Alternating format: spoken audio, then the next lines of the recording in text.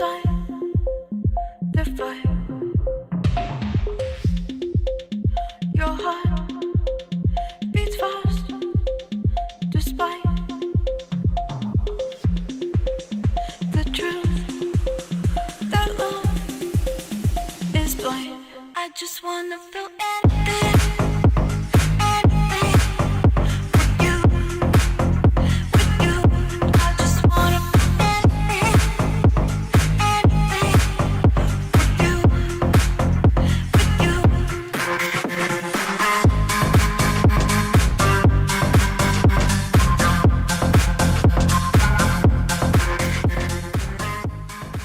Welcome to the Clean and Filthy podcast with your host, Matthew M. Hello and welcome to the Clean and Filthy podcast, where we are clean and serene with a filthy mind in between. My name is Matthew M. I am your host, and I am an addict in recovery. Welcome back, everybody, to the Clean and Filthy podcast. We are on episode 36, y'all. 36 episodes. 36. Shout out Wu-Tang. It's not Wednesday, but we're making it Woo Wednesday. Let's go. Very excited to be here. We've got a really personal, rather intimate episode for you today. We're going to get into that a little bit more. Obviously, we got some new stuff going on in our recovery and development segment. Going to, of course, be talking about my favorite moment of the week, answering more questions, and giving them clean time shout out. So happy November, everybody. Hope everybody had a great Halloween or whatever you did to celebrate the actual entrance of fall into our lives. If you're from Arizona, it still doesn't completely feel like fall. We're consistently in the 80s, which is pretty nice. I will say that's pretty nice. But it's crazy that the year is almost over. Like, how's it almost Thanksgiving? And then how's it going to be Christmas? And how's it going to be New Year? And then it's fucking 2022, yo. I don't know how this happened. Time. What is time? I feel like the pandemic time is very similar to like the time in a black hole, where it doesn't follow the normal constraints of science, and we're just kind of meandering with this weird concept of no time. I digress. I don't know what the fuck's going on with that. I don't know what the fuck's going on with my voice either. We're a little gravelly with the voice today. It was perfectly fine last night. And maybe in my late night attempts to get everything ready for today's episode, it just decided it wanted to take a vacay. So we've got our delicious, delectable, honey-infused tea here, and we're going to try to soothe the old vocal cords. So hopefully you like what you're hearing with my voice. And if not, sorry, it'll hopefully be better next week. So first off, before we go anywhere, got to give a huge thank you to Valentino Khan, Alice in Wonderland, and Mad Decent Records for allowing us the privilege of using the incredible song Anything as the theme music on the Clean and Filthy podcast. So huge shout out to them. Thank you so much. Makes me happy every fucking time I start up the podcast, get to hear that music. Let's go.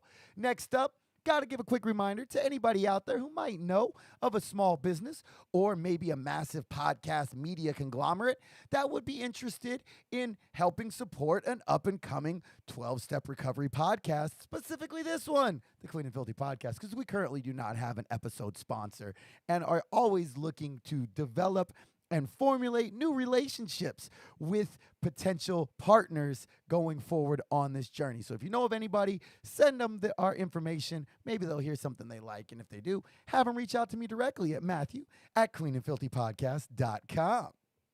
Also have to give a huge shout out to our VIP supporters. These are the people on Patreon who are continuing to give donations to help grow this product so that we can put more money into marketing. We can put more money into our design work here. Maybe one day we can put some money into getting an assistant. I can get me a damn Jamie for the podcast. Maybe one day. Today's not that day, but maybe one day. So huge shout out to these people who make their contributions on Patreon. If you're interested in becoming a patron for this podcast, the easiest thing to do is head over to the website, www.cleanandfilthypodcast.com. Yes, the website is slightly backed up, so All of our episodes are not currently listed on the website. That's getting taken care of. I gotta hit up one of my sponsee, who's going to be my IT guy for this podcast, and get that updated. But all of the other information on the website is correct. So you can easily go over to all of our social media accounts, all in the top right corner of the website. Make sure you are following us, like to us, subscribe to us, friended us, all of that stuff. And while you're there, you can click on the Patreon link. On the Patreon link, you can see if you would like to become one of our VIP supporters. And not only will you get one of these amazing Clean and Filthy podcast stickers to display wherever and anywhere that you like, but you will also get a shout out on air like these wonderful people. And they are Alex B., Sage A., Cindy, Stephanie, Shar, Liana, Clint, and Alex T. So thank you all for continuing to support this podcast, continuing to support this vision and this brand. I am so very thankful for all of you. And I'm also so very thankful for each and every person who is taking the time out of their life to either watch us live or listen to us on a podcast directory. For those of you who don't know, we broadcast every single week at 5 p.m. Arizona time on Tuesdays, live on YouTube. We do a live stream. We get the YouTube chat popping. We have a lot of fun with that. I really enjoy the live element, as we've discussed before. So if you are interested in watching the live stream, head on over to YouTube. Make sure you subscribe to our channel so you get a notification whenever we go live. If you're on YouTube right now, what up, everybody? Love, love, love you all. Thank you for being here with us live. Make sure to get that chat popping. And make sure, if you don't mind, to head over to any and all podcast directories and make sure that you download this episode later on tonight when it becomes active. Really helps our numbers grow, and I really, really appreciate that. If you are currently listening on a podcast directory, thank you. Thank you for the download. Much appreciated. And if you do want to go ahead and watch the live stream, head on over to YouTube, like I said. Of course, if you do hear something you like, please share this podcast with anyone and everyone that you think might be able to get some benefit out of it, because that's what we're trying to do out here. We're trying to help people every single day. And the best way I could do that is by having more people get the opportunity to hear what we're doing here. So if it is your first time here on the Clean and Filthy podcast, welcome. Again, my name is Matthew M. I am an addict in recovery, and this is the Clean and Filthy podcast. As I said, we are here weekly discussing the 12-step recovery model from the disease of addiction. We discuss all of the things that addicts in recovery like myself go through on a daily basis. We talk about steps. We talk about traditions. We talk about concepts. We talk about spiritual principles. We talk about the things that are difficult for us addicts in recovery to cope with, to walk through, to live with dignity and grace.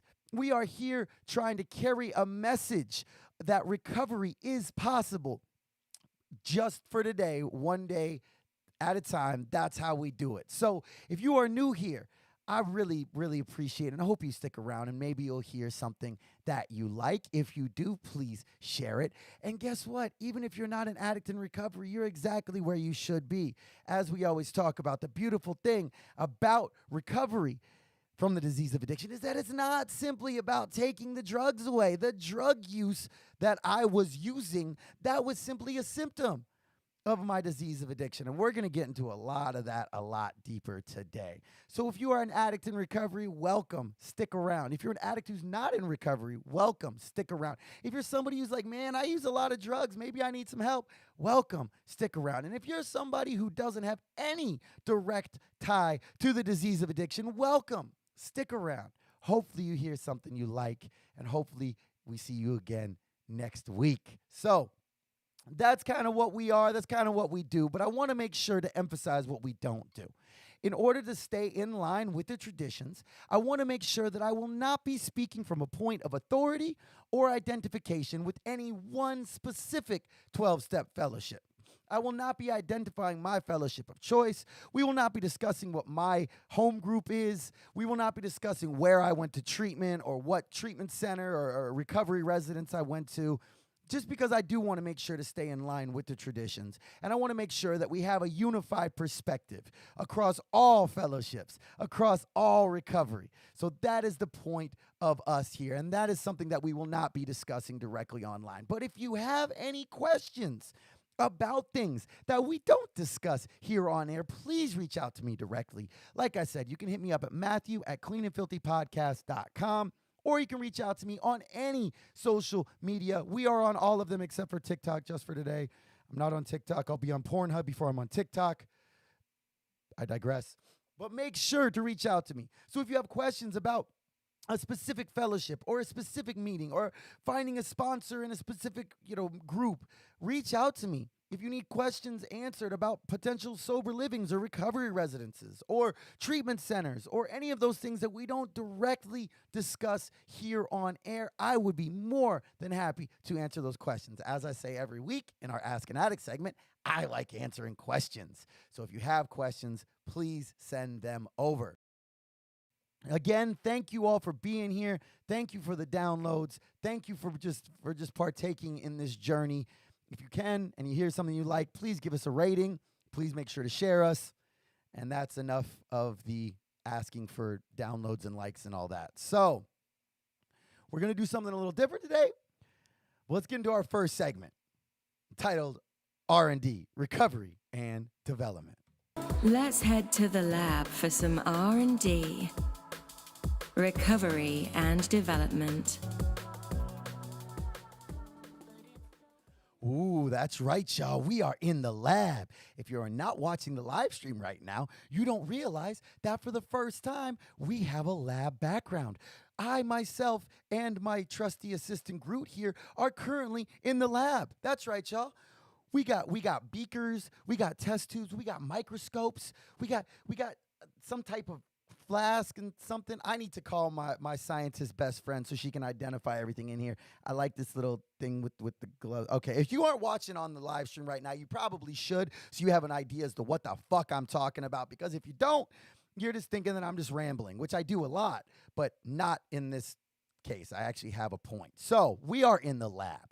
This is the part of the show where every week we discuss either a step, a tradition, a concept, a spiritual principle, all within the 12-step recovery model. This is the meat of the recovery journey for the Clean and Filthy podcast. This is the part where we talk about how us addicts walk through things, how we implement spiritual principles in our lives. This is where we really get into the ins and outs of 12-step recovery. So if you're not familiar with the basis of 12-step recovery, I highly suggest going back and checking out our episodes 1 through 12, which discuss steps 1 through 12. Then episodes 13 through 24 that discuss traditions 1 through 12. And then from episode 25 until today, we have been covering our first piece of literature. But as I said before, it's time to do something different, y'all. And this is going to be the part of the show where we start bringing in guests and we start doing interviews with other addicts in recovery right here in the lab. So that is what is on deck. That's what our plan is going forward. But I really decided that before we bring people in and give them a chance to share their stories, I had the thought of how can I be interviewing these people and discussing their stories if we haven't done a true full version of my story. Over the last 35 episodes, we've covered a lot of things. And I've given my personal experience, strength, and hope in a lot of ways throughout this journey. But I've never actually sat down and given my whole story. So I thought this would be a perfect opportunity to do it. We're in our new lab. I figured this would be a great chance to actually put out what my whole story is. Kind of give everything a succinct place to where my story resides. And I figured this would be a perfect opportunity to do that before we start bringing in other guests and let them do the same thing.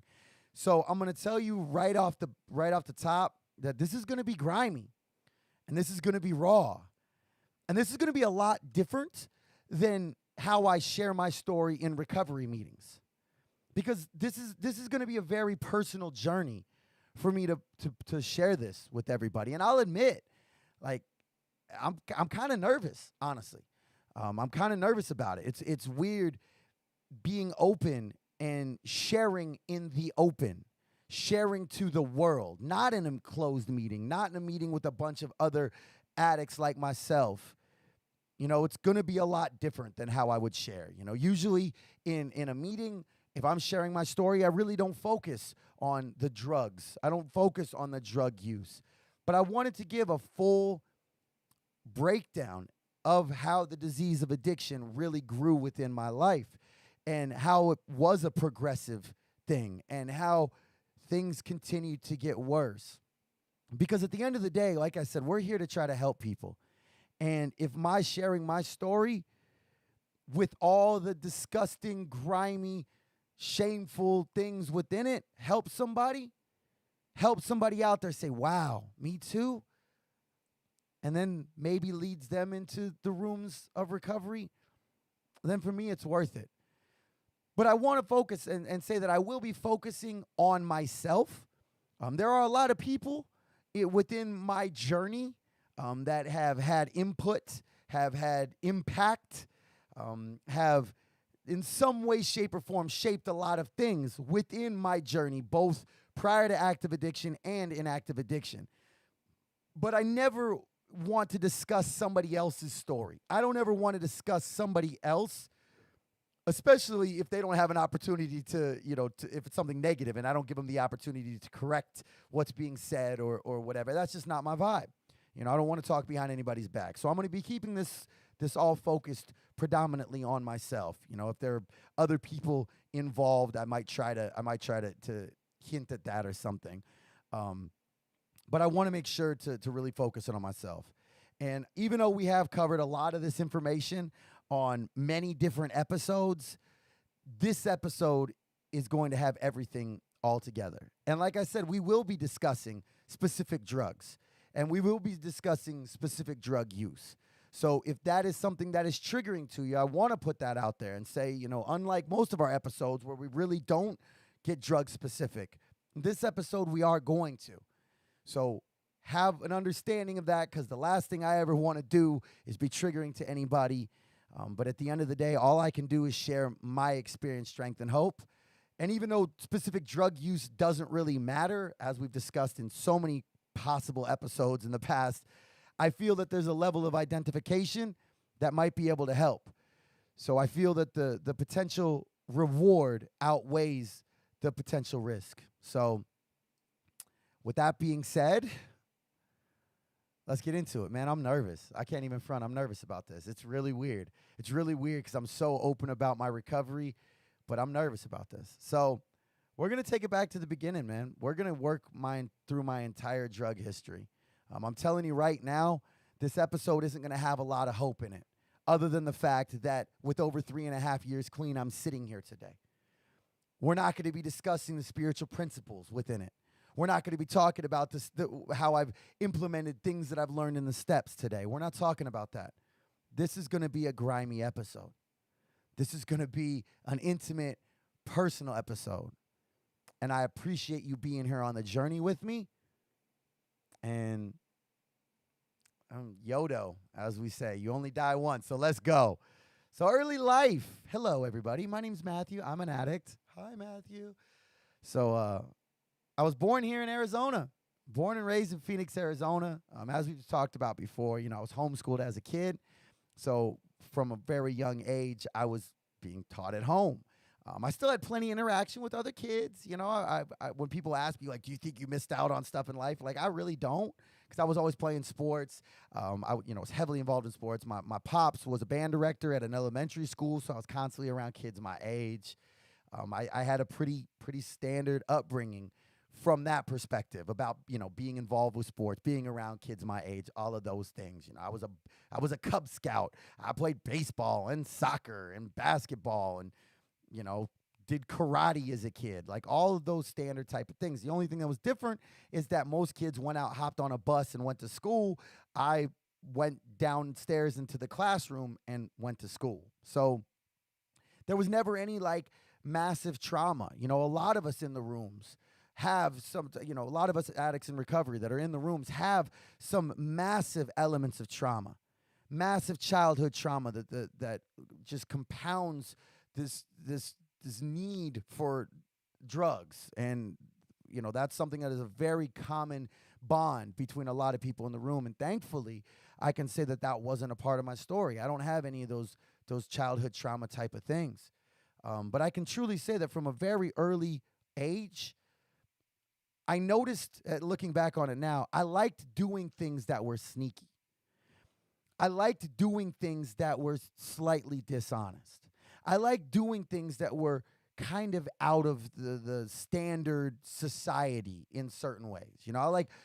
As long as I can remember, I felt like a rush from like seeing movies I wasn't allowed to. And as a kid, I had a very protective mother who wouldn't let me see most movies. Look at me now. I had a mother who was very protective about what impact on my psyche there was. And so I always felt this kind of rush by doing something that was sneaky. Like I remember the first couple times that I looked at a Playboy, looked at a naked woman, and I was like, yo, I felt a rush from it. Not just a rush of oh, hey, that's a naked chick, but ooh, I'm doing something I'm not supposed to. I'm doing something I'm not allowed to do. And then that progressed. That progressed into stealing stuff. I was 10 or 11 years old, and I got busted for stealing something.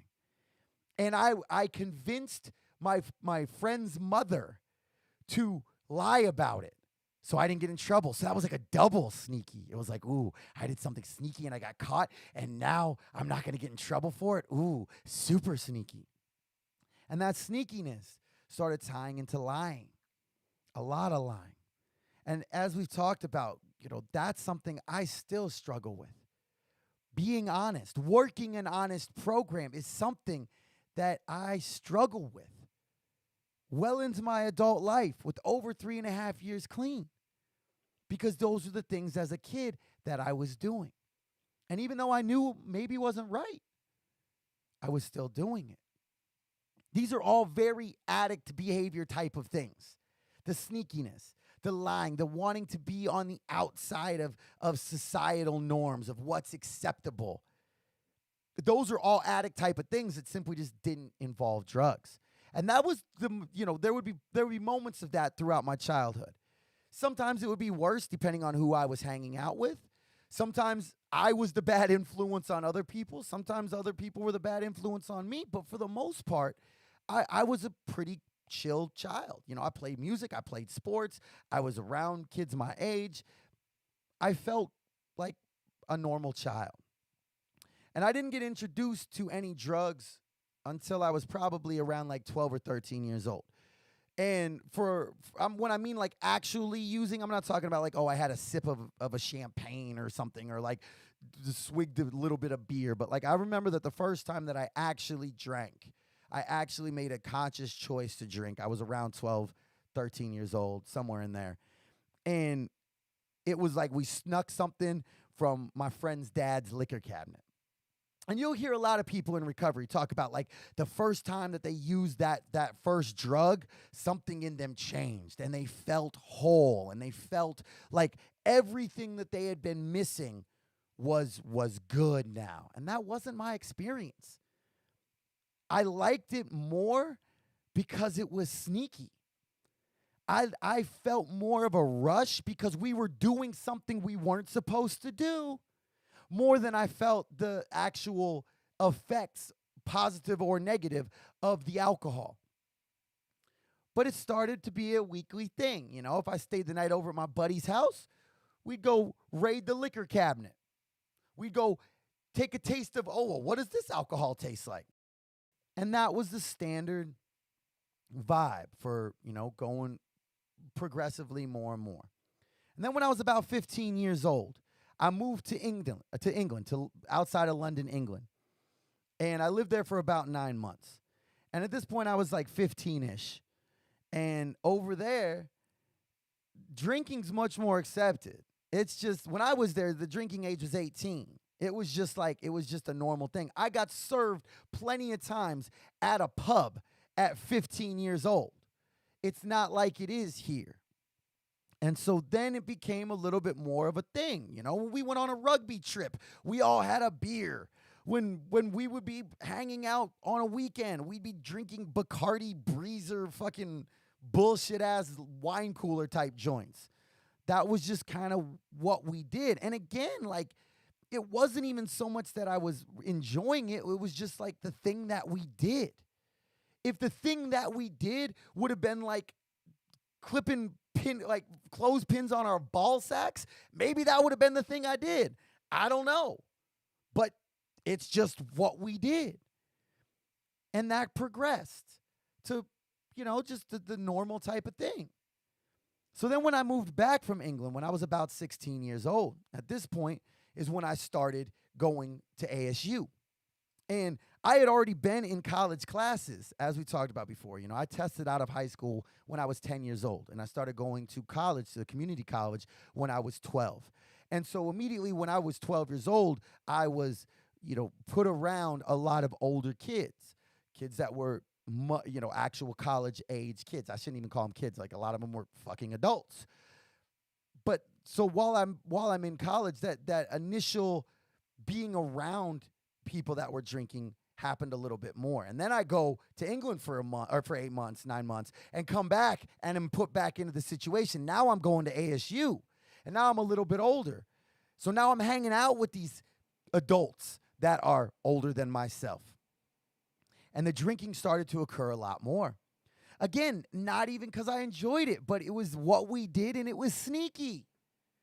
It was a sneaky thing, and then it became even more of the usual weekend vibe. And it wasn't just like, oh, hey, it's Friday night, let's have a drink. It was like, oh, hey, it's Friday night, we're going to stay wherever we are, and we're going to get fucked up. Like, we're getting fucked up. That's what we're doing. We're seeing how much we can drink before we feel sick as fuck.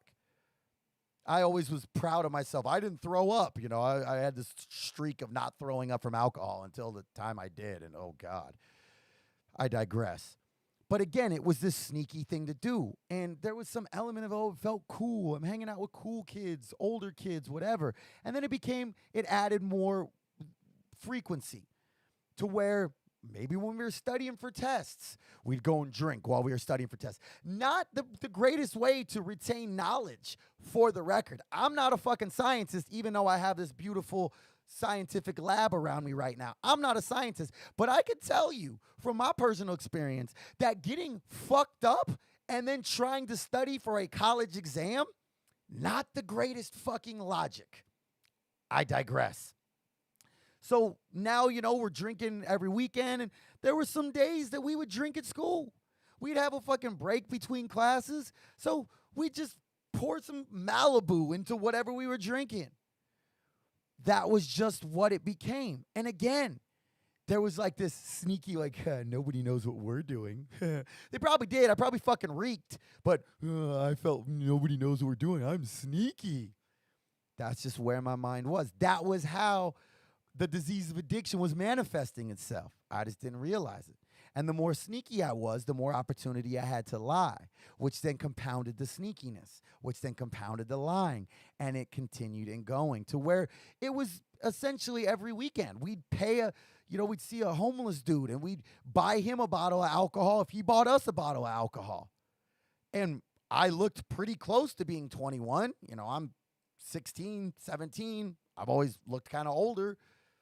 So that's just what we did.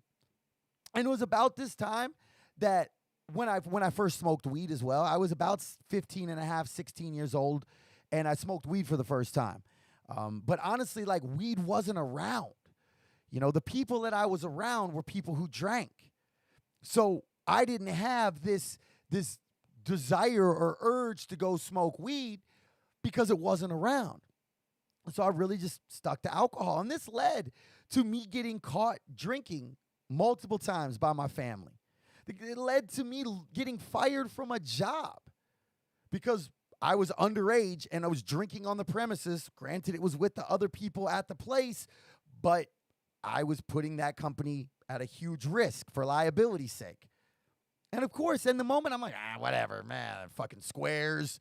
what squares? Why do they care about this? I can drink, blah, blah, blah. That's where my mindset was. So then once I graduated from college, I was 18, I was almost 19 when I graduated. And so I wasn't hanging out as much with people who were just drinking. And I remember I went on a trip to California, and we were drinking there, and somebody busted out some weed, and I'm like, yeah, fuck it, let's smoke. And this was like I'd smoked a few times before then, but this was the first time that I like really kind of got into it. And so next thing you know, me and one of my best friends really got into smoking weed. That's just what we did. Hanging out, smoking weed. Hanging out, smoking weed. And at first, it was just what other people were doing, and it was also easier for me to buy.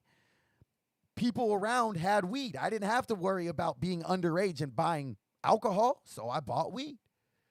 And then I got to the point where I was pretty much smoking every day. I was at this point, I was working as a pizza delivery guy.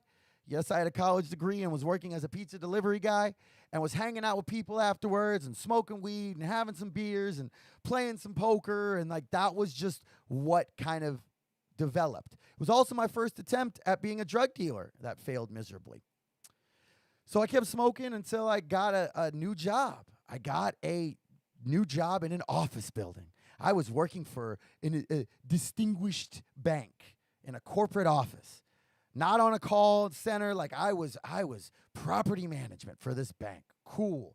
Like 19, 20, right around 20 when I start there. I'm like, all right, whatever. I'm still smoking some weed here and there. Once I found out they didn't drug test, I was like, yeah, whatever. But it wasn't like that big of a thing in my mind. Now that I'm at this new office job, I'm around new people. And these new people do new drugs. So instead of the people I was hanging out who were drinking, then all of a sudden we're hanging out with people who are smoking weed and drinking. And now I'm hanging out with people who are doing cocaine, who are doing Oxycontin. And I remember the very first time that I tried cocaine. I remember the very first time I tried Oxycontin. I was around 21, 22 years old. And for a while there, I really liked cocaine. I wasn't as big into Oxycontin. I was big into cocaine. And that became my thing. That became my thing. Where I found out that I could be a little bit better of a drug dealer with cocaine than I was with weed. So I was able to offset my usage costs. And at that point, there really weren't a lot of usage costs. For a couple years while working this office job, I enjoyed the feeling of being like the plug. I enjoyed, the meeting at QT. Oh, yeah, here's an 8-ball type of thing. I enjoyed got my triple beam scale and my playing card, and I'm bagging shit up with a bandana around my face. And I don't know if it was watching Scarface one too many times, watching Carlito's Way one too many times, loving hip-hop music for as long as I did. I don't know. I don't know if it was just the fact that I was empty, that there were spiritual maladies within me. I don't know. But all I know is that I felt some kind of, I'm being sneaky.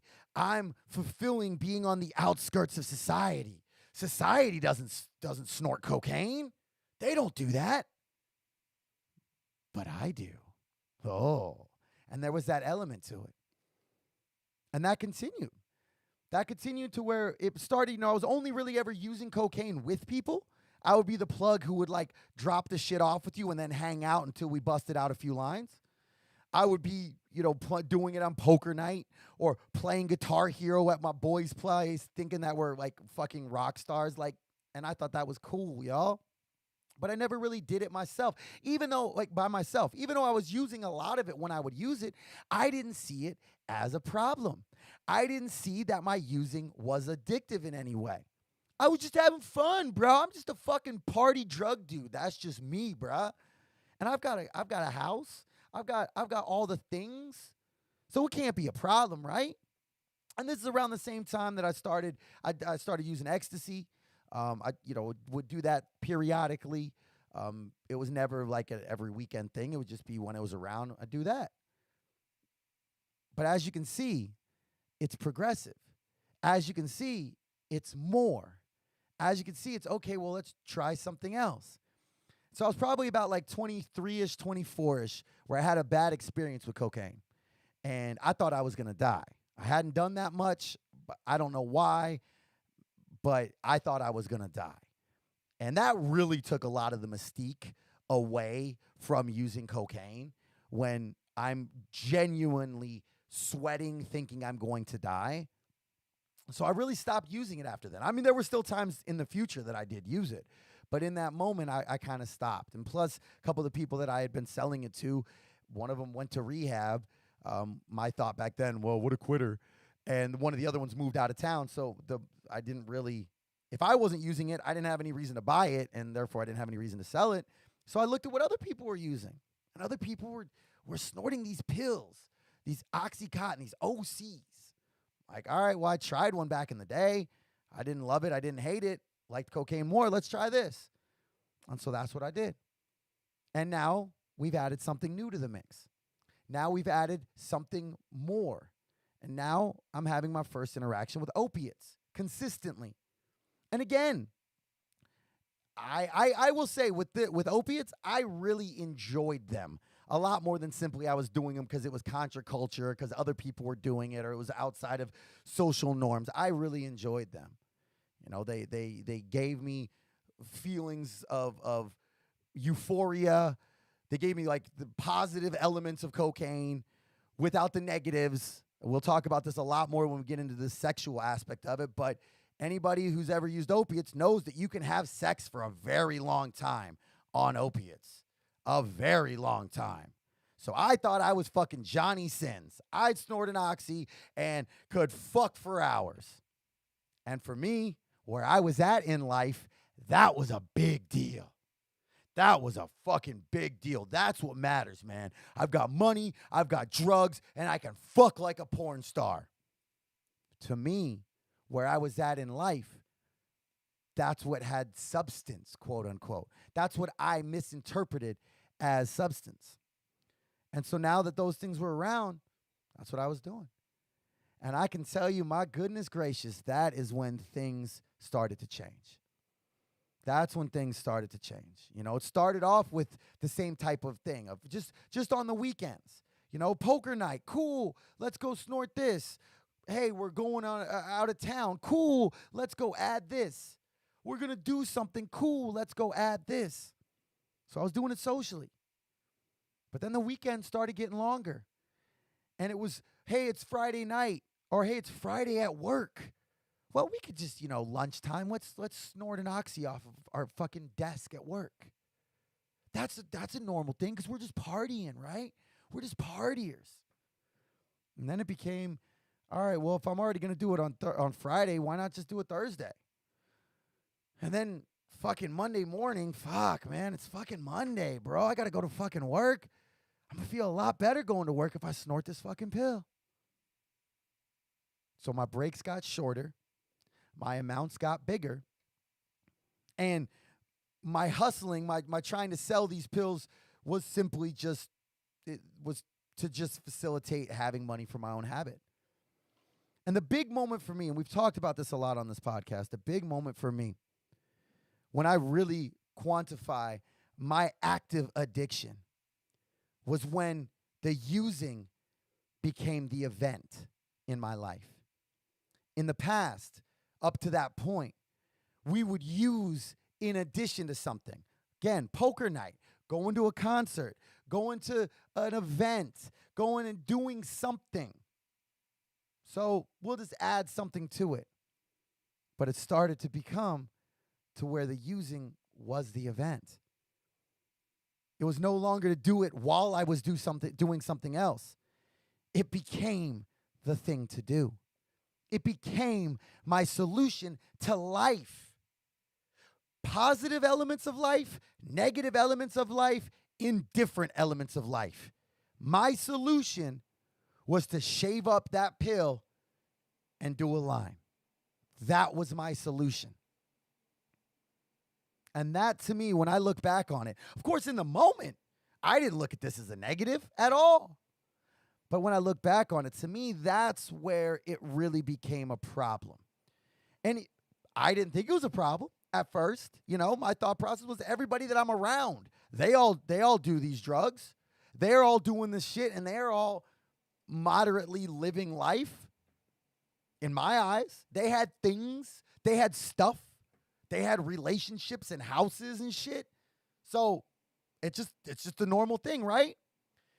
And finally, after probably a year and a half to 2 years of increasing daily opiate use, I realized that I had at least somewhat of a problem.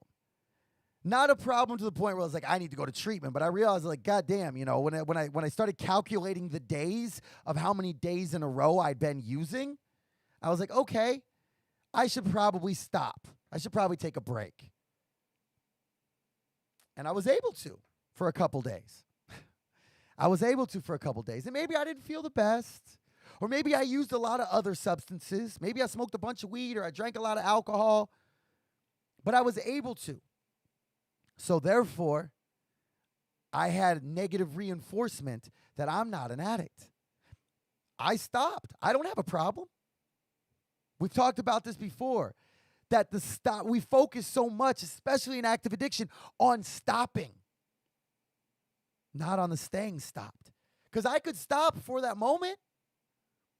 I could stop for a day or two.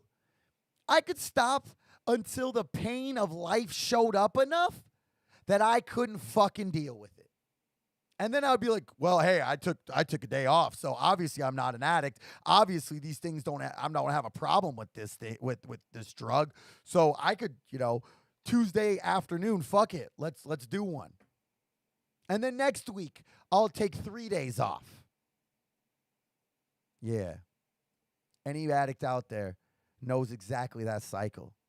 Knows exactly that thought process, knows exactly that belief that some way, shape, or how it's going to be different. Things are going to get better, not worse. And that was my thought process. So I tried multiple times. I tried, just stopping. I tried using other drugs. Then when I realized, wow, okay, there's some physical withdrawals here, I tried Suboxone. I tried Subutex. I tried methadone. And again, it wasn't like I didn't want to use. I just wanted to slow down my using. It was like, okay, I'm just going to show I don't need these things. And then I can still use them, right? That's what I can do. That's the fucking sickness in my brain talking to me in my own fucking language, in my own voice, telling me exactly what I want to hear. And my addict ass, unbeknownst to me, addict ass, went right along for the ride. And I always went back to opiates. And at this point in life, like, I knew I was using a lot of drugs. I knew I was using a lot of drugs every single day. I knew I was wasting a lot of money on drugs. But again, I had a house. I had a job. I had motorcycles and toys and shoes and guns and was making trips to Vegas and was playing poker and training jiu-jitsu and Muay Thai and working out and doing all these things that in my mind meant I was living a life, that I was fine, that I was living a good life. So from my perspective, using wasn't anything more than me spending lots of money. So my wanting to cut back was just for the money's sake. It wasn't because I was like, oh, I'm a fucking addict. It was because I just wanted to save some money so I could go buy more toys. I wasn't capable of looking at the spiritual impact that it had on me because I had so little spirituality at that point. I had so little purpose or sense of meaning or sense of value outside of being the dude that had and used drugs and the guy who could fuck like a porn star. That was my value. The job I was working wasn't something I felt much value in. There weren't other things in my life. Like, yeah, it was cool. I felt some value with my coworkers, or I felt some value by going to the gym or whatever. But inside, there was shit missing that I didn't even know was missing. I wasn't trying to search for something because I didn't know that there was anything to search for. because I was so spiritually devoid. So I kept trying to just fill something I didn't know was empty, and continued and continued. And then the great Oxycontin shutdown happened. And Oxycontin, after they had been pumped into every single person for every single pain ailment from back to anything, well, it said, wow, now that we look at it, all Oxycontin is better heroin. And I'm sorry to tell people that. There might be some people out there who don't realize that opiate pain pills, codeine with promethazine, it's just good heroin. That's all it is. It's chemically heroin, except more pure and from a factory. It's not some different type of thing. So Oxycontin went away. OCs went off the market. They turned into OPs. You couldn't snort them anymore. So everybody went to Roxy's. Those are little blues, the blue 30s. And as those started, the prices went up, up, up. So now it's costing me more. Now I'm using more.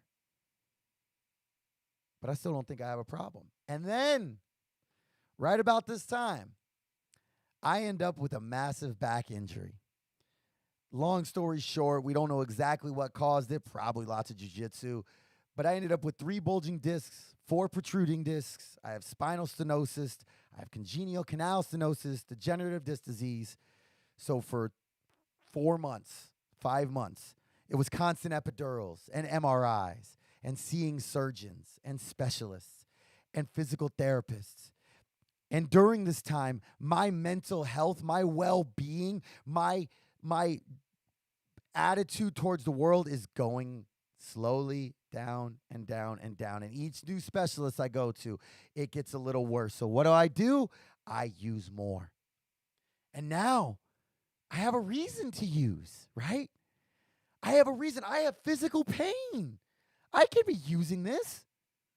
And I can tell you that as much physical pain that I was in during that time, and I was in a lot of physical pain, the mental pain was my main reason for using.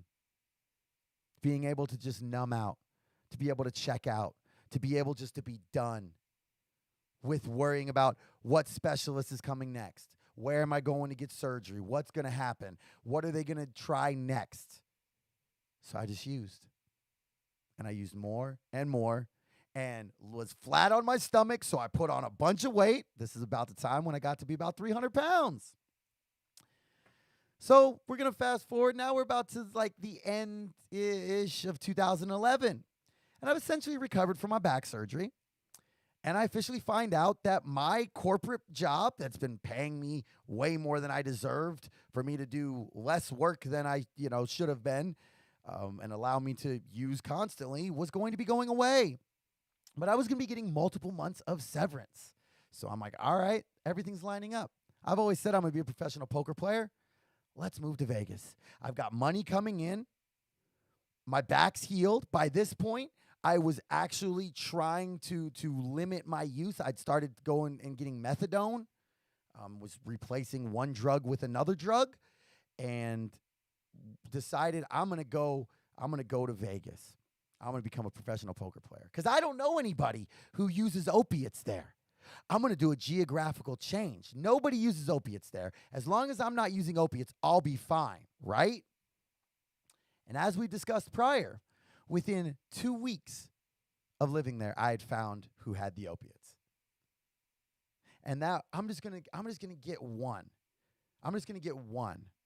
Turned into hitting the dude up the next day. Turned into hitting the dude up 3 days later. And it just continued and continued. And all of that poker bankroll that I had built up turned into my drug bankroll.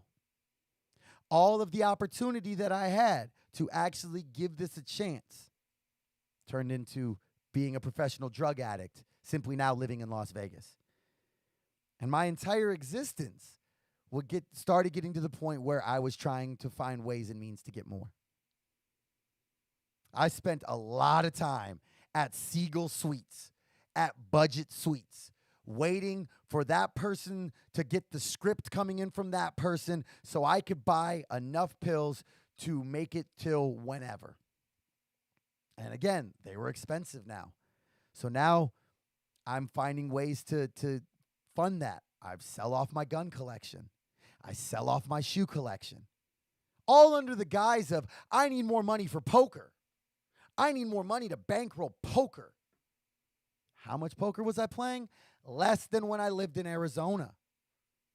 How much time was I spending trying to find ways and means to get more? A lot. And that continued very expensively until the first time I remember trying heroin. And again, that was a scary thing for me. That was a scary thing for me because, as we've talked about prior, I was the type of addict who always believed that, I couldn't be an addict because I've never used this substance or I've never used this substance this way. That was in my progression. My thought was like, I snort my oxy. I would never smoke it. Fucking addicts smoke their fucking pills. Well, then I tried smoking it. And I was like, yeah, but like, I'm not an addict because like, I've never done heroin. Ugh, fucking heroin, bro? Who the fuck does heroin? Fucking junkies. That's who does heroin. And now I'm doing heroin. Because it was the cheaper option. It was the cheaper option. And even though I didn't really like it, it was the cheaper option. So I had this scheme to get money to where I would drive back to Arizona from Vegas every month, and I would sell this dude's pills for him. And also, let me put in this element here that everything I'm saying is allegedly, because I don't know statutes of limitations on things. So everything I'm saying, this is not a confession in any way, shape, or form. I'm saying allegedly that this could have possibly happened, but I'm not confirming that. I digress. Probably should have done that in the beginning. That part. All right. But I was driving back and forth every month, and I would sell these pills so I'd have enough money to go buy heroin for the month. And while all this time I'm telling everybody I'm playing poker. I'm playing poker, and I'm doing well. When really my days were spent at Siegel Suites, extended stays, and my nights, if I had dope, then would be partying out on the strip. Or doing something. There was a time there where I was spending a lot of time in the gym. So I was getting drugs to just live my normal life. Drugs were no longer the fun thing. They were the conduit that allowed me to live my life. I was fucking trapped to a substance every single waking moment of my life. That was my existence for so many years. And this continued on for about another year until I was no longer going out and I was simply just using. By this time, like I said, I'd sold all my shoes. I drained my 401k. I was always trying to find a way to get the next one. And then one night when I was sick, I was waiting for the dope man. I was over at one of the people's places that we copped from, and he was waiting for his plug. And I was dope sick, man. I was feeling like shit. And anybody who's ever withdrawn off opiates knows that feeling, knows the feeling of needing that next one, and it not being there. And I decided to smoke meth for the first time. And it was there. It was there, and it was something to do. It was something to do because these people were doing it. I'd never done it before then. Again, who fucking smokes meth? Fuck, okay, yeah, I'm doing heroin, but fucking who smokes meth, bro? Fucking, So now I do that. And I liked it. A really weird thing happened. When I started smoking meth, I actually stopped doing heroin. I liked smoking meth more than I liked doing heroin. So in my mind, I was like, holy shit, I figured it out. See, I'm not an addict.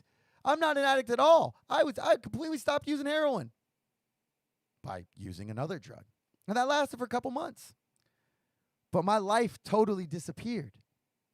When you're staying up for days at a time and then sleep for 24 plus hours, there was no real life. Everything would happen in 3 to 5 day spurts. I would plan I wouldn't even plan my life. I would estimate my life in those elements of like, okay, well, I'm going to get back to Arizona between Friday and Sunday. Whenever I show up is when I show up. I don't know when it's going to happen, but that's the plan. So that if I slept until Saturday, hey, I could still make it there by Sunday. Again, there wasn't a life.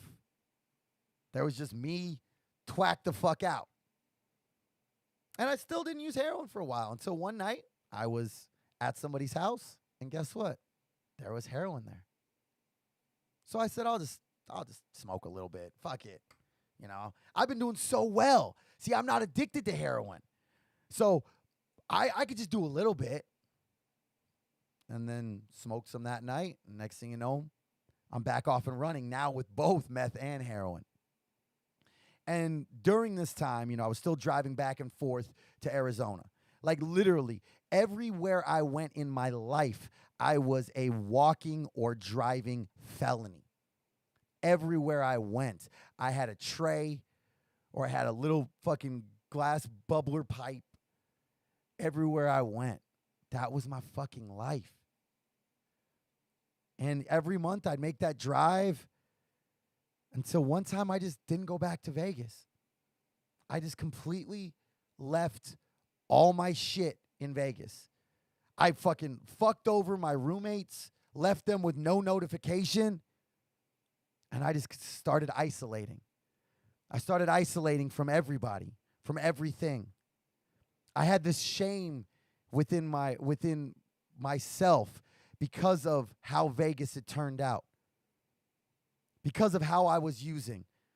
So I stayed away from friends who were hitting me up like, how's Vegas going? Not knowing that I'm back in Arizona, not knowing that I'm a fucking professional drug addict.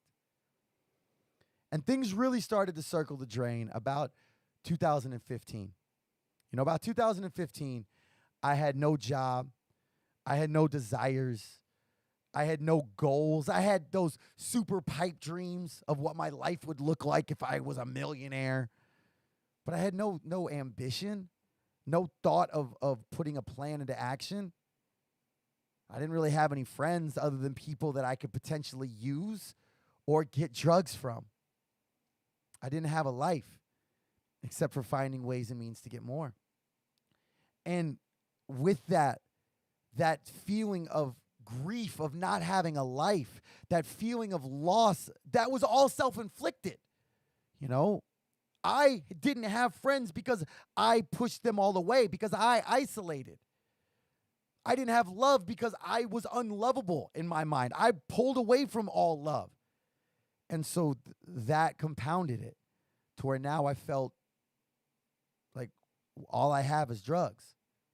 Fuck it. So I started doing whatever it took to get more. And that led to fucking over previous dealers or doing shady shit that I wouldn't have previously ever done.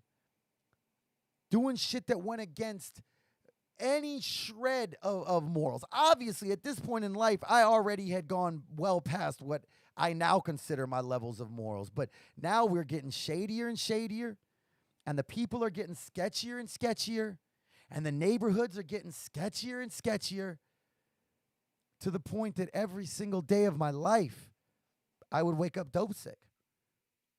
I would wake up needing dope every single day, trying to scrape whatever I could to get through the day, until the point where my life, my daily life, consisted of committing crimes simply to get high, day after day, month after month. Whether it was being my drug dealer's Uber, whether it was shoplifting, whether it was trying to run some type of scheme, trying to pick up extra dope for this person so I could tell him it was this much and I could get mine for free. Every single day, it was a never-ending hamster wheel of misery. But in that moment, I couldn't see it. I couldn't see that I needed help. Because again, you know, I've never been arrested, so I'm not really an addict. I don't need help. I can stop at any time. I can stop at any time. Till finally, I did get arrested. And then to pay my bail money back to my drug dealer that had been loaned to me, I went and pawned some items that weren't mine. And that, ladies and gentlemen, is called trafficking in stolen property. And that is a felony. And I had 5 felonies. 5 felony charges. But I still didn't need to stop. I could get it taken care of. The level of delusion that I was living in, the level of fantasy that I was living in every single day under the influence of some substance was terrifying looking back on it. And by 2017, I'd been arrested 7 times. Including the one with the 5 felonies. You know, none of them were directly drug charges, thankfully, but they all were because of my drug use. And now all of those things that I had said, all of those things of, well, I've never used this substance this way, or I've never done this substance this way, or I've never gotten arrested. And then it was, okay, yeah, but I've never gotten a felony. What else was on the list? The only thing at to that point was, okay, I've never overdosed. And thank God I never did. Thank God. I'm so grateful that I didn't have the means to buy more dope than I was able to. So that never did happen. I'm so grateful that I was able to get out of it when I did, before fentanyl became the biggest thing. I'm so grateful. So by 2017, my entire life was spent searching for cash receipts, usually in a Walmart parking lot, sometimes through the bags of receipts that I had cataloged with things that I could steal, going to Walmart, stealing those things, returning them, having enough dope money to go get dope every single day. Selling any remaining possessions that I had, anything that I'd found or stolen. Coming up with every single reason not to go to treatment. By this time, it's becoming an obvious issue. It's becoming an obvious problem. And my family's mentioning, hey, what's going on? Like, yeah, you were totally good, and now you've been arrested, and you got felony charges, and maybe you need help. Nope. I don't need help. Nope, I don't need help. I'm not going to treatment. I can't go to treatment. I can't go away for 30 days. What will my life look like? What would my life look like? Fuck, I can't not be here for 30 days. The world's going to forget about me. The fuck? The world had already forgotten about me. I'd forgotten about me. But in that thought process, in that moment, that's all that mattered. So I had reasons that I couldn't go to treatment. I got to the point where I would hide from my family. I would park my cars in places to where they couldn't find me, just because I didn't want to have that conversation. Just because I didn't want to have to lie even more. To lie when I couldn't get something out of it. I couldn't lie to get more money. I couldn't lie to get dope. So I just isolated. I just cut that entire element off. And then it got, it truly got to the point where the only thing I could do was be my drug dealer's Uber or steal things. And that was it. Constantly lying, begging for fronts, pulling schemes, trading cough syrup that was actually Robitussin, saying it was promethazine, whatever I could do, scamming in the game, getting scammed, scamming somebody else. That was my fucking life, y'all. And then finally, December 2017 was my absolute rock bottom. In the span of a month, allegedly, all of these things happened. I had my car stolen twice. I kicked in my drug dealer's door with an axe and robbed him. I was jumped by 3 people and 2 guns. Had my absolute ass stomped.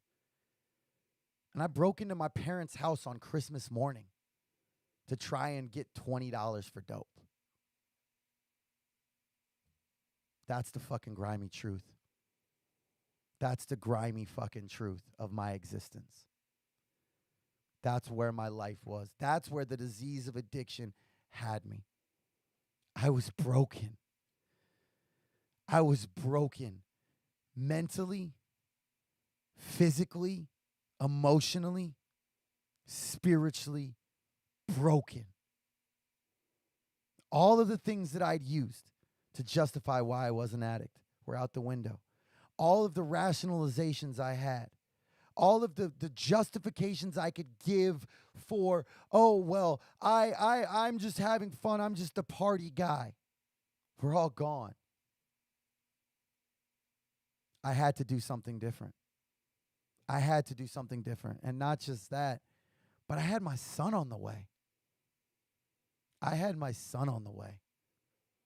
And I knew that I couldn't keep going this way. I knew I couldn't keep going this way. I didn't think I was going to die.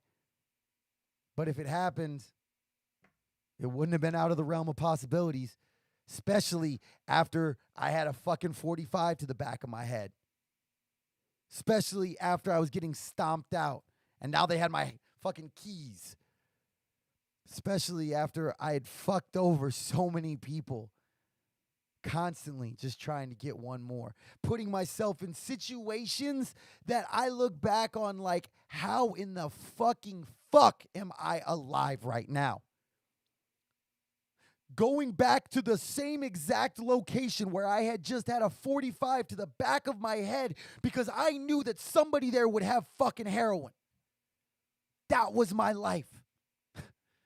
That was the level of powerlessness in my life. That I almost just died. But hey, this time's going to be different, right? This time's going to be different. And I need something because I am fucking dope sick. So on Valentine's Day of 2018, I drove down to Sunny Slope one last time. Went to the exact same place where I had just gotten stomped the fuck out a month prior. Had just had a fucking gun at the back of my head. Had my fucking orbital bone cracked by a fucking steel 45. I went back there to get one more. And I copped for the last time. I copped for the last time on Valentine's Day of 2018. And I used everything I possibly could. And I brought the last little bit of meth that I had onto the plane to head to treatment in Las Vegas. And when I got off the plane, I was met by the treatment center representative. And I convinced them that we needed to stop by Target because I had to buy a couple things that I couldn't bring on the plane. So I went to the Target bathroom and I smoked whatever last of the meth I could. Since the heroin withdrawals were already kicking in. And then I officially took my first step onto this incredible journey of recovery. And I share all of this now. I bear all of this to let you know that it is possible. That recovery is possible. If an addict like myself could do it, any addict can do it. Any addict can do it.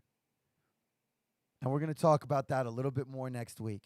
I know this was a lot of fucking grimy, nasty, filthy type of shit. This was a lot. But this was me. This was my journey in active addiction. That was the depravity. That was the disgusting truth. But all of that darkness led to the light that I'm able to live today. So I wanted to share that. That was a lot more difficult than I thought it was going to be, y'all. Like, real talk. That was a lot. But hopefully somebody out there gets something out of that. Hopefully somebody out there gets something from my journey and realizes that their journey might be the exact same. And they can get to wherever they want to be within recovery if they put the work in. So next week, we're going to close up my story, but we're going to talk about the hopeful part of it. We're going to talk about what happened from when I walked into that treatment center until now. But we couldn't talk about that without giving the full rundown of the past. So I know that went really long. Hopefully it was entertaining or something to everybody out there. But at the end of the day, that was for me. That was a big step because I've shared my journey in the rooms. I've never shared them out to the public like this. So there it is. That's what we got this week for recovery and development. Wow. All right. Sorry, I digressed. I had to take a moment there. And now it's time to get into our second segment of the week. Come back next week. We're going to finish off my story, and then we're going to be bringing people into the lab. So we're going to say bye to the lab for now. That's all we got for this week of recovery and development. I can't say that's all we got because, goddamn, that was a lot. I don't know if it was a lot for y'all, but it was a lot for fucking me. Phrasing. It was a lot. So we're officially heading out of the lab, and we are officially back right here. We're good to go. Sorry about that. I pushed the wrong button. I'm a little discombobulated. What can I say? But we're back, and it's time to get into our second segment of the week, entitled My Favorite Moment of the Week. This is the part of the show where we talk about something that has happened over the last 7 days that I like. That has been fun for me, that I like to talk about. Why? Because I like to talk about fun shit, y'all. I like to have fun. This might be something from internet or social media or TikTok or sports or news or social media, pop culture, whatever. It could just be something that makes me happy, and we talk about it here. This is not all about experience, strength, and hope. We aren't talking about 12-step recovery-specific stuff.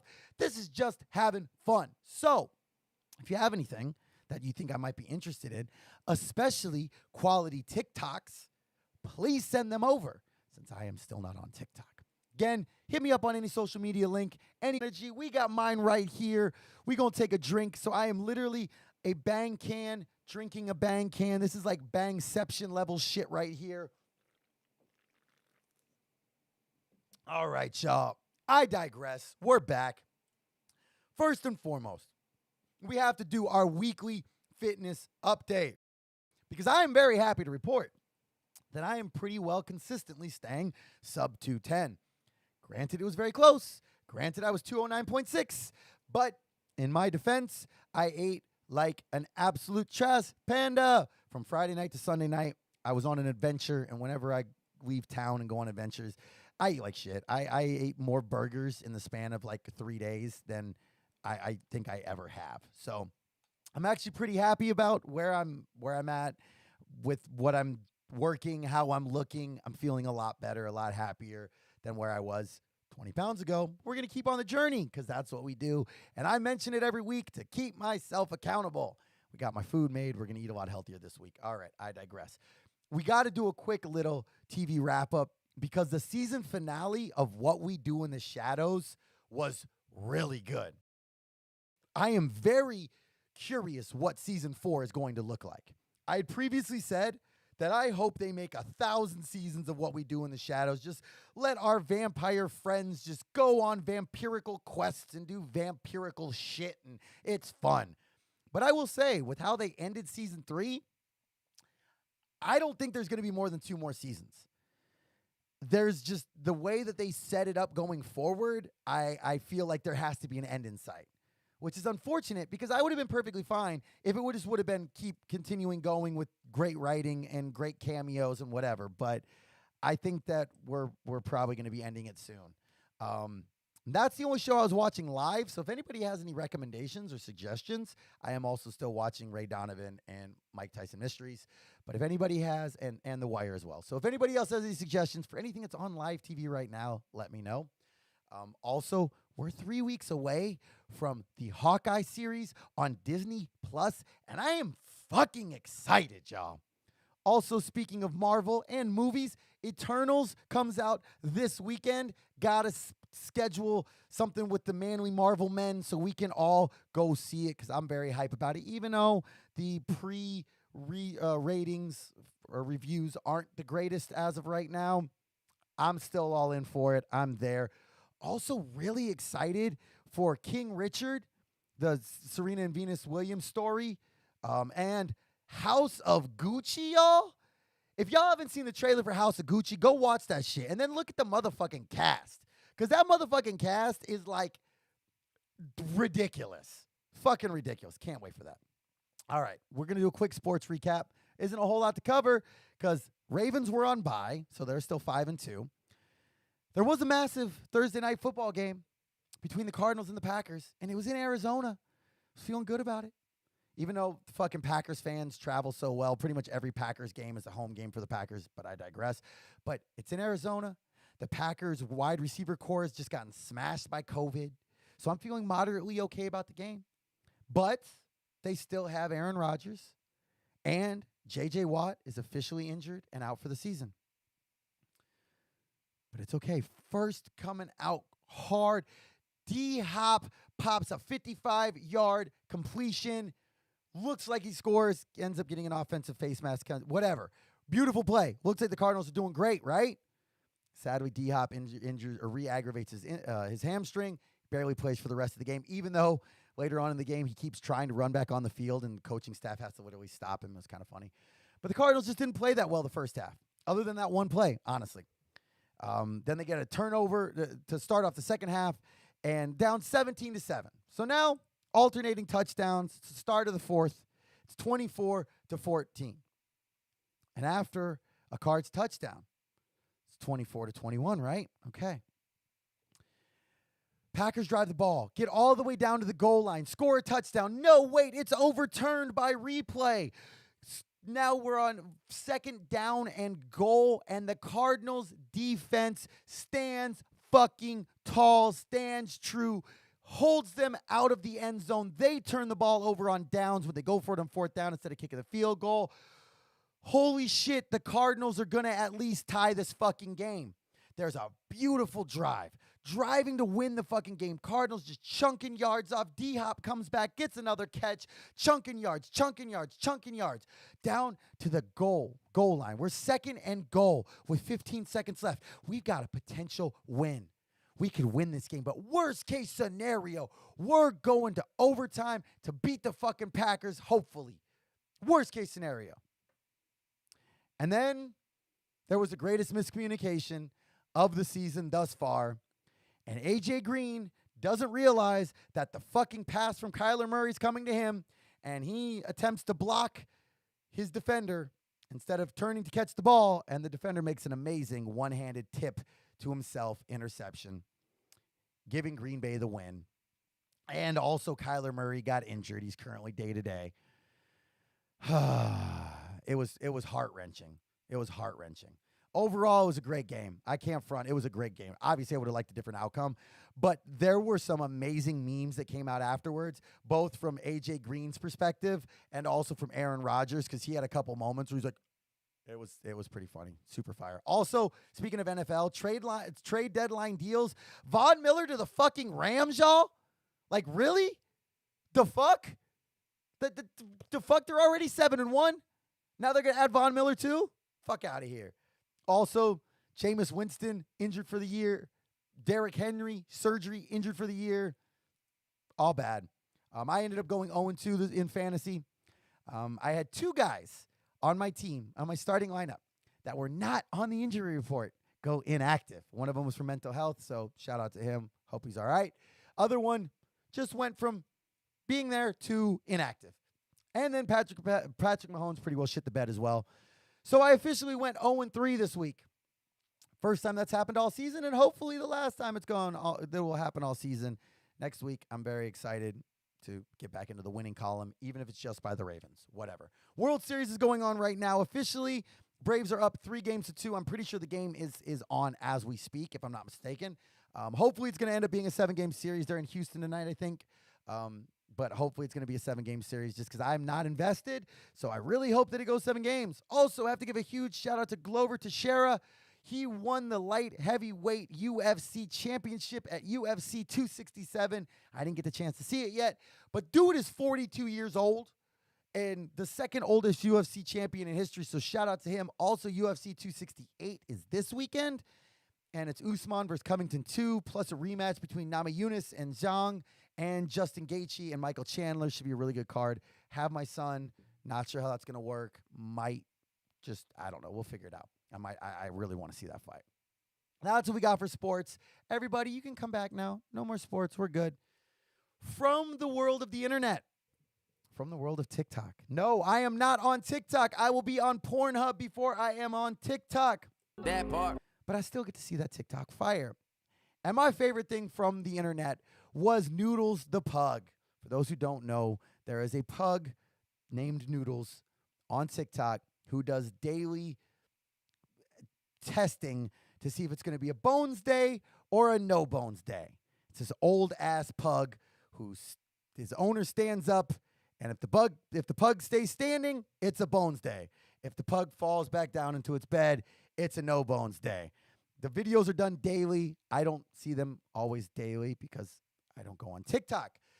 But then after, whether it's a bones day or no bones day, there's an amazing commentary depending on which one occurs, which has now led to like parodies and like deep data analysis videos and everything else that the internet is amazing at doing. So shout out to that. And no, I am not on TikTok, but yes, I will still enjoy the content no matter what you say, Yehuda.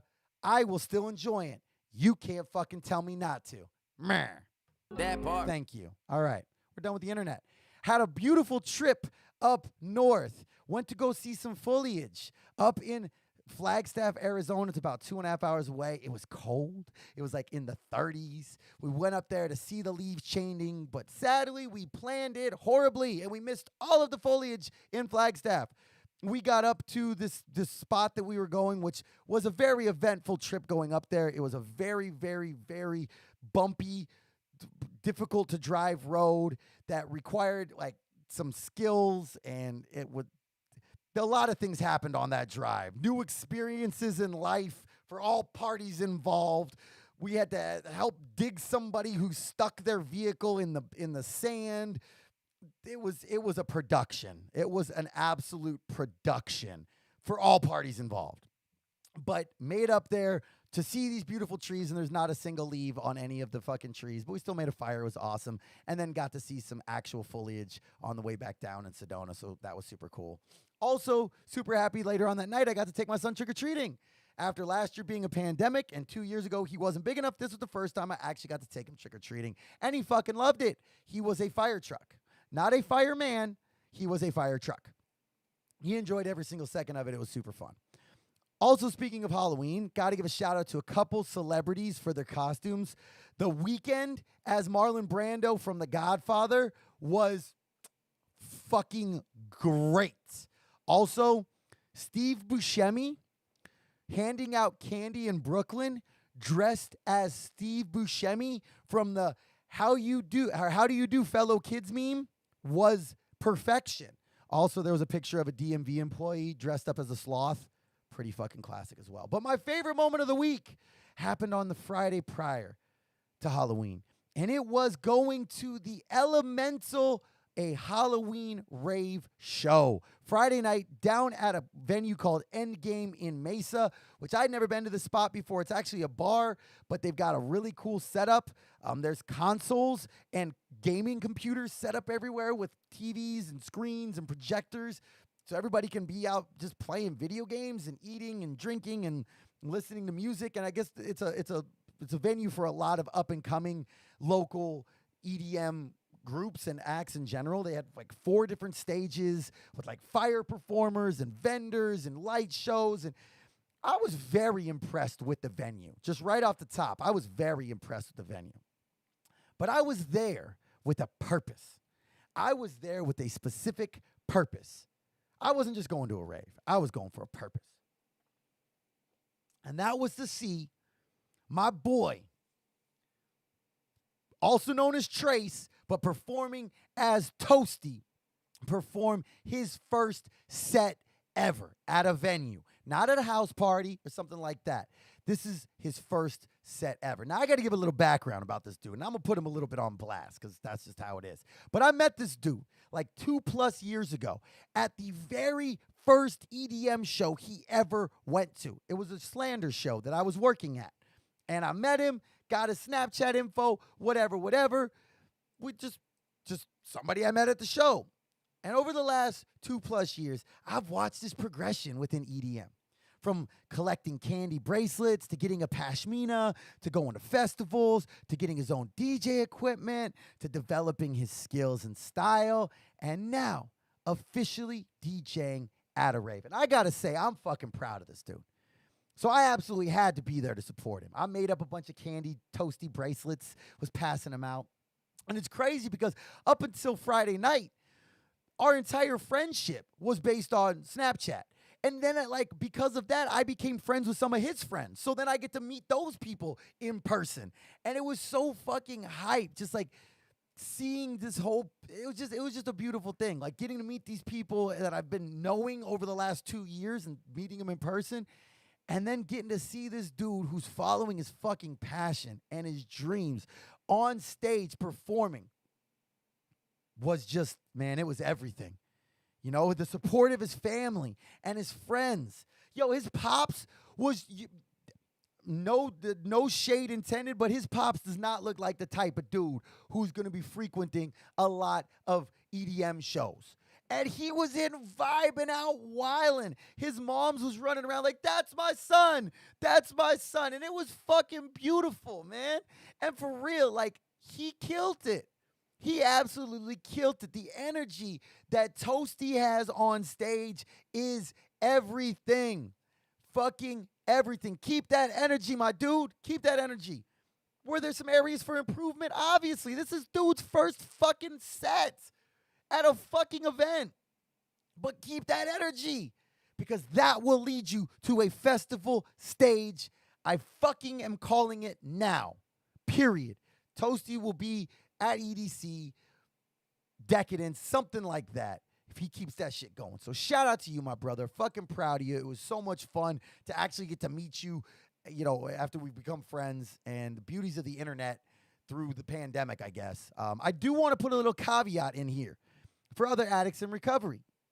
I am not suggesting that you, Mr. or Mrs. Addict in Recovery, who's listening to episode 36 of the Clean and Filthy podcast, should go to a bar.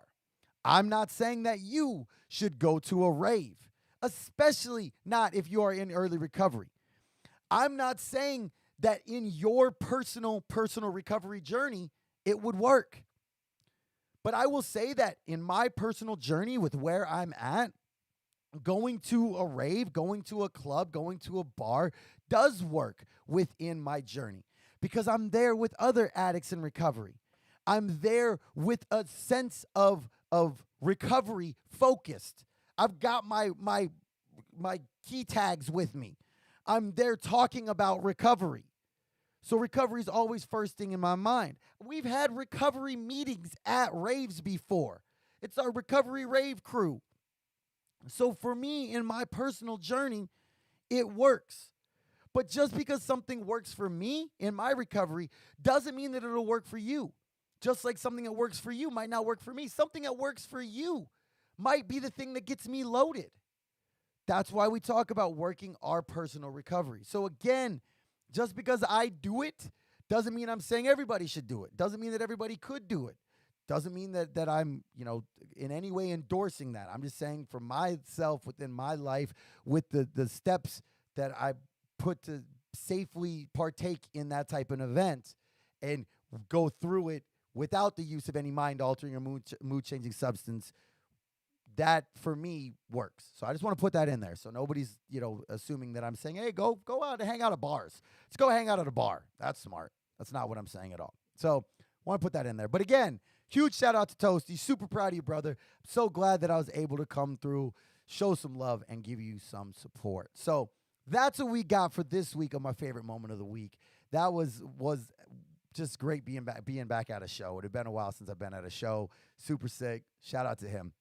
We will be back next week with more possible greatest moments of the week. Send them over to me on any social media. We'll check them out. Maybe I'll find something we'll like, and we'll talk about it next week. So now it is time to get into our third segment of the week, entitled It's time to ask an addict with your host, Matthew M. That's right, y'all. It is time to ask an addict. This is the part of the show where this addict, the resident addict of the Clean and Filthy podcast, answers questions submitted by our listeners and our viewers. These do not have to be recovery related. This is literally a Reddit Ask Me Anything. Send me questions. I like questions. Send them over. It can be recovery related. It can be not. It could be, as you'll see from some of these questions, completely random information. I just like answering questions, so please send them over.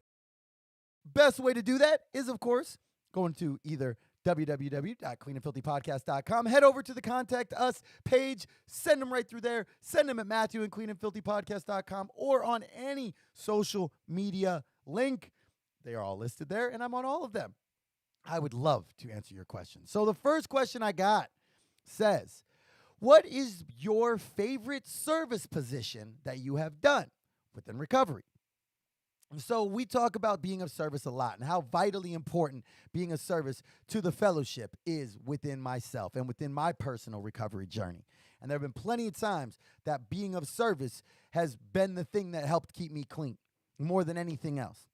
So I would say of the positions that I've done, my current positions are probably my two favorite as of right now, being the area vice chair. So I'm the vice chair of the area for our Phoenix area. And then I'm also the entertainment and fundraising subcommittee chair for our regional convention. And both of these I would say are my favorite because while they're both quite stressful and they take a lot of work, I feel that I have beneficial skills for both positions. And I feel like I'm doing pretty well at them. And I really enjoy taking on new challenges. And I like trying out service at different levels, from meeting to area to region, hopefully to world one day. I like going to new subcommittees and trying different things to see what I'm good at, what areas my knowledge and my skill set work best at. So hopefully at some point, I'll be area chair and then maybe I'll be regional chair and then keep going from there because I really do enjoy that. And while those might be the most enjoyable, probably I'll admit some level of hidden defect of ego of feeling important. I will say that the most important service position I have ever had within the fellowship is being a meeting chair, is chairing a meeting at the meeting level, is making sure that that door is open, making sure that there is a safe place available for the still sick and suffering addict, making sure that there is a safe place for us addicts to gather. That to me is absolutely the most important. I mean, sure, taking care of area business is cool and helping planning conventions, that definitely increases the ease or the enjoyment of recovery. But none of that matters without meetings being available, having the doors open on time, having a safe place for a message of recovery to be heard, to have an atmosphere of recovery. So for me, a meeting chair is absolutely the most important service position I've ever held, in my opinion. So great question. Hopefully that added some information. And I'm sure as I continue trying new service committees and doing more service, I'll have more information about those. So next question said, what are your NBA predictions? So I entitled this way too early NBA predictions. All right. We're 7 games into the season, 6 games into the season. Why are we doing anything with predictions? Why? I don't know. But I digress. First off, Eastern Conference. I do not think that the Bucks nor the Nets will win the East. I would have said the Nets prior, but the whole Kyrie vaccine situation means I do not think that's going to happen. Plus, there's the new rule changes where the offensive player trying to draw fouls, the thing that Harden, Trae Young, Steph Curry are all so fucking good at doing. Now Harden's not getting as many point opportunities, nor will Ice Trae in Atlanta. So, with that being said, I don't think the Nets are going to make it. I don't think the Bulls are going to continue this run either, honestly. I don't think they'll continue this pace. And while I do think that both the Knicks and the Hornets will make the playoffs, the Hornets ain't making it out of the first round, and the Knicks ain't making it out of the second round. Sorry, Yehuda. Sorry to you and Spike Lee. but I'm just being real, my opinion. So I think it's going to come down to Miami versus Milwaukee. Miami makes it to the finals. So Eastern Conference is going to be Miami versus Milwaukee. Miami makes it to the finals. My prediction. Western Conference. Man, the entire fucking conference is stacked, y'all. I really don't think that the Lakers, even if they get all this shit figured out and Russ starts fitting in a little better and LeBron's ankle comes back, I still don't think that the Lakers are going to finish better than a 4 seed. I don't. I would be very surprised if they even got to a 4 seed. I think they're going to be more like a 6 or a 7 seed. And that's going to have so many questions over in Tinseltown. So many questions. I really think that the rule changes are going to change a lot of things within Steph, hopefully, so that the Warriors have to delay another year, because I'm so sick of the fucking Warriors, man. I really hope that the Suns can build off of the finals appearance last year, but I'm a little worried. And the Jazz look really good. They look very real. They don't just look like, beginning of the season, oh, they're on a little run like the Bulls. Like, they look really solid. So do the Nuggets. So I think, as much as I would love to say that it's going to be the Jazz versus the Suns, I sadly think it's going to be the Jazz versus the Nuggets for the Western Conference Finals. And I think it's going to be the Jazz versus Miami, and Miami wins. And what's crazy is I had put this entire thing, I completely answered the question. And then when I went and looked online about predictions, that's exactly what NBA TV or NBA.com, one of them said. So maybe that means it's going to be right, and we should all go hop on a sports betting app and bet on Miami. Or maybe that means that everything's going to go to shit, and in fact, like, the Raptors are going to win it. I don't fucking know. Anyway, I digress. So there you go. Miami wins the championship. Come back next week as I give more predictions that will probably be horribly untrue. Final question. Thank y'all for this one. So much. Thank you for this one.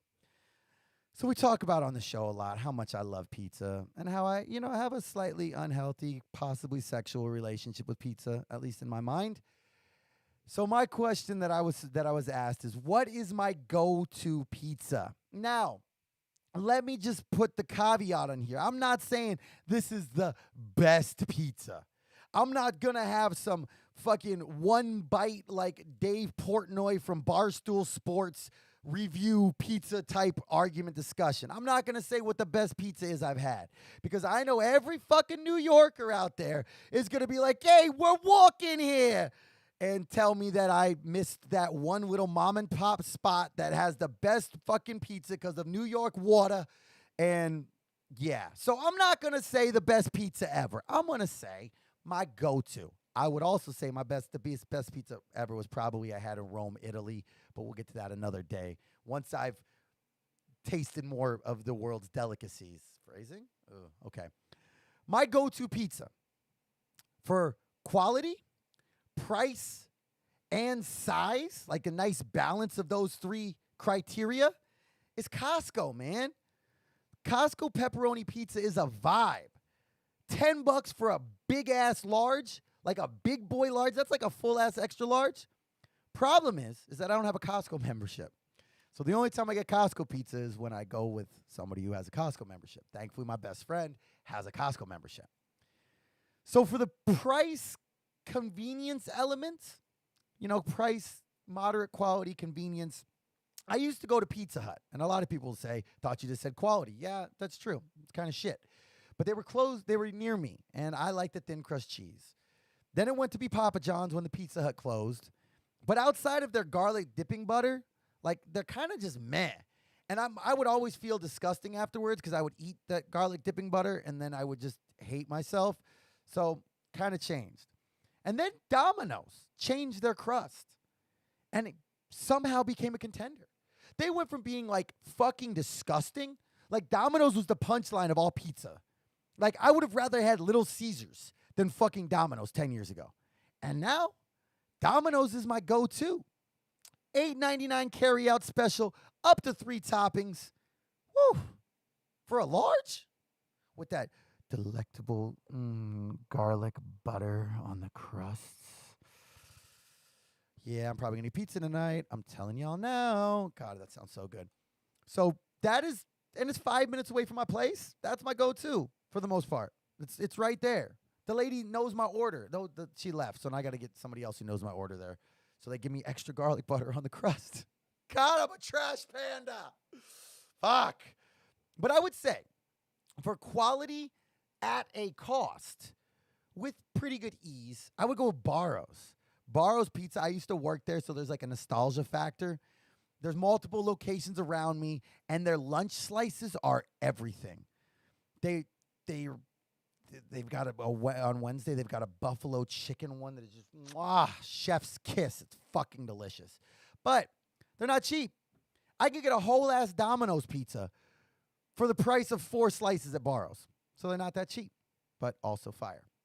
And my absolute most delectable, so best quality, but absolutely not worth the cost, nor the 30-minute drive to get there, nor the feeling of just heavy filled grossness afterwards, but the process of eating it so good, is Artichoke Pizza. It's a spot down in Tempe, apparently like the original ones back in New York.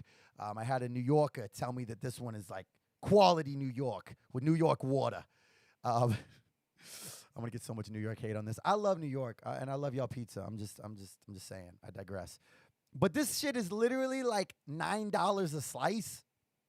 So you get 4 slices, and it was like $40. But they had this one, and it was with artichokes, and man, it was fucking delectable. But I ate 2 pieces, and I felt like I was gonna explode because it was so heavy. It was literal heaven in my mouth. So that's what we got for my go-to of pizza. I can't even say artichoke's my go-to because I've only eaten it that one time. But now that we're talking about it, I'm pretty sure that within the next week, I'm going to go and eat it again. So thank you so much for that question. We'll check back next week to see if I'm under 210 pounds or if I decided to eat my entire weight in pizza. Hooray. All right. That's what we got for this week's episode of Ask an Addict. Next week, we will be answering more of those questions, so make sure to send them over. And, yeah, I love answering questions, especially when they involve pizza. And now I'm salivating. My fucking mouth is salivating, thinking I'm having fucking Pavlov's dog reaction just from the word pizza. It's a fucking problem. All right, y'all. We are officially almost out of time. I know this has been a super long episode. Thank you all for being here. Thank you all for sticking through it. Hopefully, it's been enjoyable for you.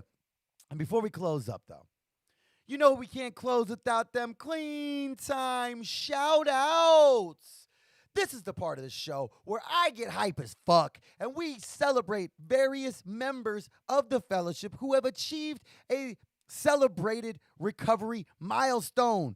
These are the milestones that speak to continuous recovery from starting off to where we are in the future. And they are, first and foremost, most important, a newcomer with 29 days or less. Anybody celebrating 30 days clean, 60 days clean, 90 days clean, 6 months clean, 9 months clean, 1 whole year clean, 18 months clean, or multiple years clean. We also like to give those shout outs for big whole numbers. So if you're celebrating a clean time of 500 days, 1,000 days, 10,000 days, we will give you a shout out for sure.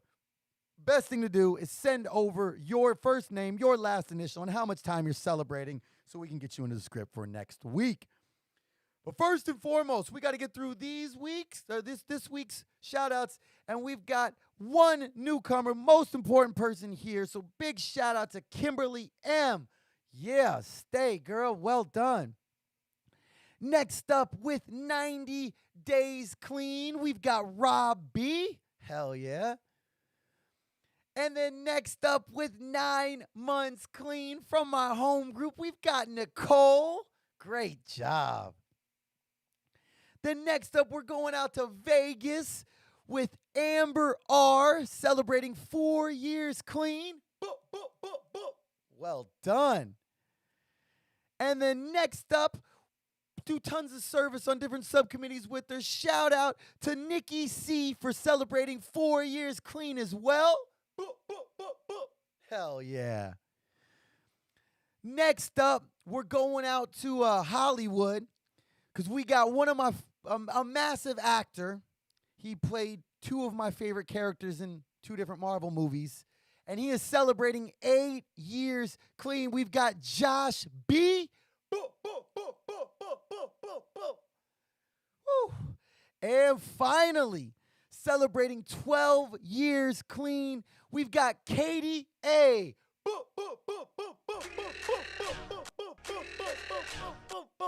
Yeah, full dozen. Let's fucking go, y'all. All right, that's what we do here. That's what we give that love for those clean time shout outs. Congratulations, every single person who celebrated Clean Time today. If you didn't celebrate Clean Time today, don't use, and guess what? You will. That is literally how this program works. And remember that every single day clean is a successful day. That part. Help me out, Schoolboy Q. All right, y'all. That was a fun episode. That was a fucking emotional episode. That was an intimate episode. I really hope that somebody heard something out there that really vibed with them, and I really hope that that you guys appreciate that.